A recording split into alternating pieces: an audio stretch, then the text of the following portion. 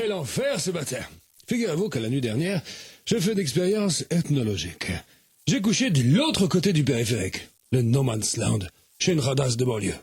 Du coup, ce matin, je me présente à la gare et une foule de banlieusards à l'œil vitreux et à la laine gothique et pas un train annoncé au départ. Au bout de 2 minutes, je commençais sérieusement à me cailler les boules.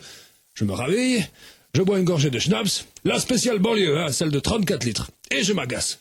Ah, mais enfin, bordel de scheisse, quand est-ce qu'on part de ce trou à rats? Puis une petite mamie s'approche de moi. Je la gifle, croyant qu'elle en voulait à mon schnapps, et puis après vérification, elle me dit qu'elle n'a pas soif, qu'elle veut juste me prévenir que c'est la grève et que les conducteurs de train travaillent au ralenti. Au bout d'un quart d'heure, j'étais raide bourré. Pendant ce temps, rien ne bougeait.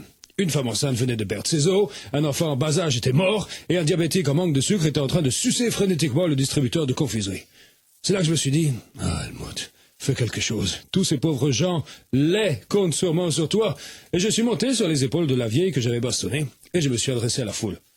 Écoutez-moi, le peuple! Je m'appelle Helmut et je vais prendre les choses en main. Montez tous dans le train qui se trouve à votre gauche, je vais vous conduire à Paris, et sans escale, mes amis.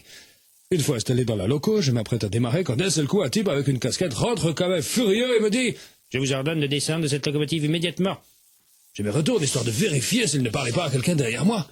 Non, j'étais seul dans cette direction. Je m'approche de lui, je lui mets un coup d'extincteur sur la tête, je le mets à poil et je l'attache sur le capot de la loco.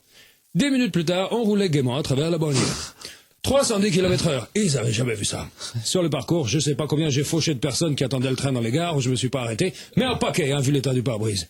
Et puis, comme certains de mes passagers commençaient à devenir légèrement nerveux, j'ai fait distribuer du schnapps. Au bout de 5 minutes, tout le monde chantait Lily Marlène.